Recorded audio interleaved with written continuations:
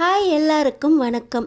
நம்ம ஐயனார் துணையில் சேரன் அண்ணாவும் பாண்டி ரெண்டு பேருமே அவங்களுக்கு கல்யாணம் வேண்டாம் அப்படின்னு முடிவு பண்ணிட்டாங்க. பாண்டி கல்யாணத்தை தள்ளி போட்டாரு. சரி, சேரன் அண்ணாவும் கல்யாணத்தை ஏன் தள்ளி போட்டாரு தெரிஞ்சுக்கிறதுக்கு இந்த வீடியோக்கு ஒரு லைக் போட்டுக்கோங்க. இப்போ பார்த்தீங்கன்னா பாண்டி நிச்சயதார்த்தம் அன்னைக்கு ரொம்ப லேட்டாக இந்த கல்யாணம் நம்மளுக்கு இப்போ அவசியமா அப்படின்னு யோசிச்சு நிச்சயதார்த்த டைமை லேட் பண்ண அங்கே வானத்தி நல்ல நேரம் போய்கிட்டே இருக்கு, நீங்கள் எங்கே இருக்கீங்க, எப்போ வருவீங்க அப்படின்னு சேரன் அண்ணாக்கு கால் பண்ணால் பாண்டி வந்தோடனே நாங்கள் எல்லோரும் கிளம்பி வந்துடுவோம்ப்பா, எல்லோரும் ரெடியாக இருக்கோம் அப்படின்னு சொல்கிறாங்க. ஆனால் வானத்தி பாண்டிக்கு கால் பண்ணால் பாண்டி எடுக்கவே இல்லை. என்ன ஆச்சு? பாண்டி ஒரு முடிவு பண்ணுறாரு. சேரன் அண்ணா கல்யாணத்துக்கு அப்புறம்தான் நம்ம கல்யாணம் பண்ணிக்கணும் அப்படின்னு ஒரே முடிவாக அவர் மட்டும் வானத்தியோட வீட்டுக்கு போகிறாரு.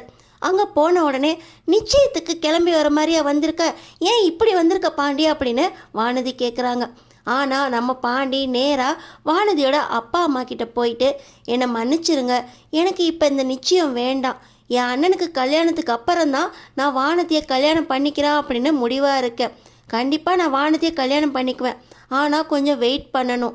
என் அண்ணன் கல்யாணம் முடிஞ்சதுக்கப்புறம் நான் வானதியை கல்யாணம் பண்ணிக்கிறேன், அண்ணனுக்கு முன்னாடி நான் கல்யாணம் பண்ணிக்கிறதுல எனக்கு இஷ்டம் இல்லை அப்படின்னு சொல்ல பாண்டியோட பொறுப்பை பார்த்து வானதியோட அப்பாவுக்கும் அம்மாவுக்கும் மனசுக்குள்ளே ரொம்ப சந்தோஷமாக இருக்குது. இருந்தாலும் தான் பொண்ணு கல்யாணம் தள்ளி போகிறதுல அவங்களுக்கு வருத்தம் தான்.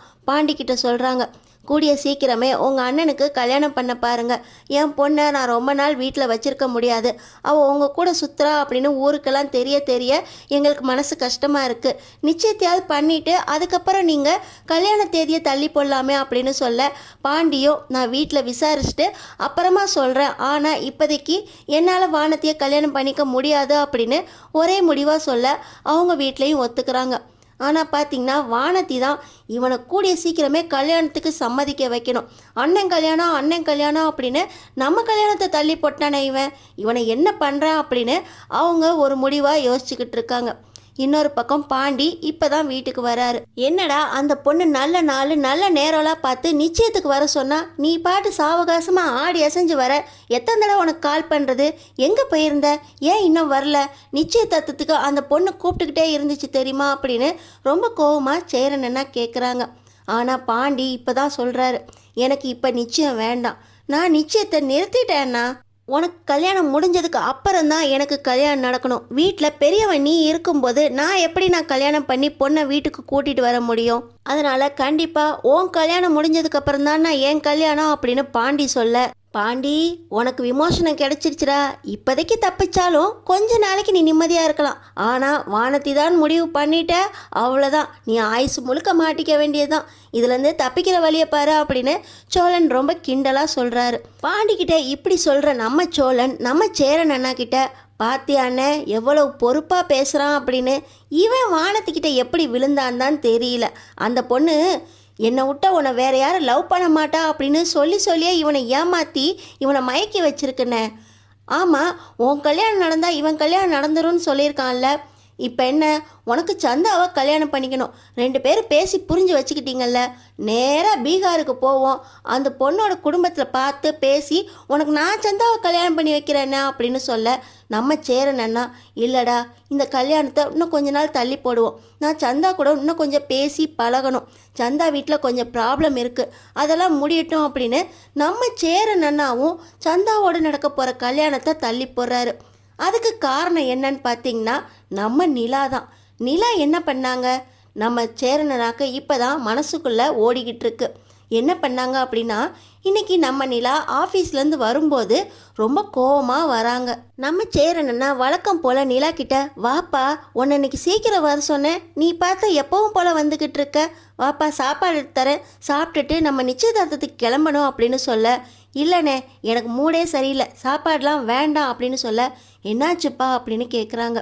உங்கள்கிட்ட சொல்கிறதுக்கு என்னண்ணே, இந்த சோழனோட தொல்லை தாங்க முடியலண்ணே, ஏற்கனவே ராகவை அடித்ததில் சந்தோஷமாக இருக்கேன் அப்படின்னு சொன்னதுக்கப்புறம் இவர் மறுபடியும் எல்லாம் மீறி போய் ராகவை பச்சையாக திட்டியிருக்காரு. என்னை ஆஃபீஸில் வச்சு அந்த ராகு கண்ட மேனிக்கு திட்டாரு, எல்லாரும் கேட்டுட்டாங்கண்ணே, எனக்கு ஒரு அசிங்கமாக போச்சு. ராகவக்கிட்ட மறுபடியும் என்னப்பா பண்ணான் அந்த சோழன்? ஆமாண்ணே, நேற்று பொங்கல் வாழ்த்து அனுப்புகிறேன்னு சொல்லி அவர் ஏதோ மெசேஜ் அனுப்பிச்சிருப்பார் போல், என் ஃபோனு இந்த சோழன் கையில் தான் நான் கொடுத்துட்டு பொங்கலுக்கு ஃபோட்டோ எடுக்கிறதுக்காக என்னை ரெடி பண்ண போனேன்.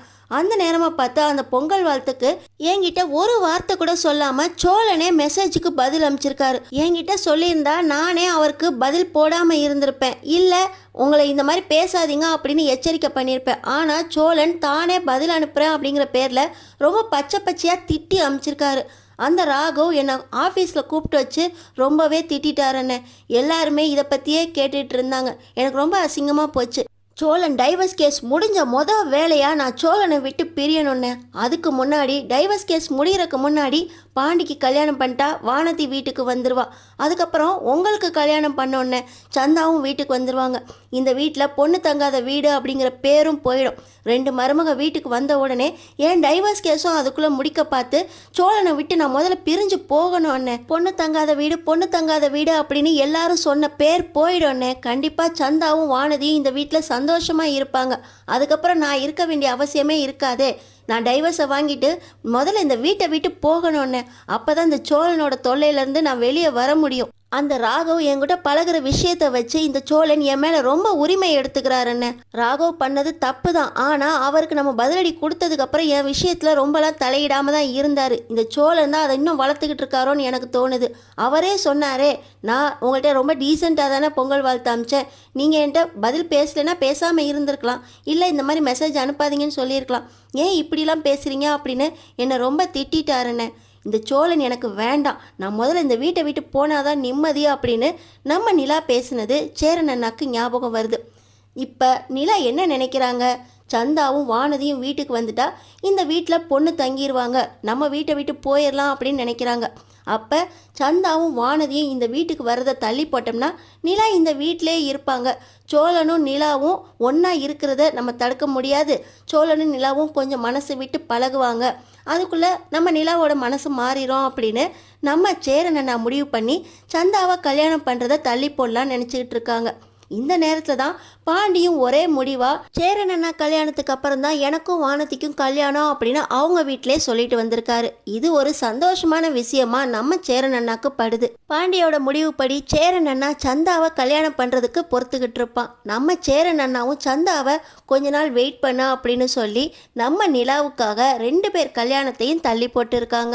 ஆனால் அதுக்குள்ள பாண்டிய கல்யாணத்துக்கு சம்மதிக்க வைக்கிறதுக்காக வானதி ஒரு முடிவு பண்ணுறாங்க.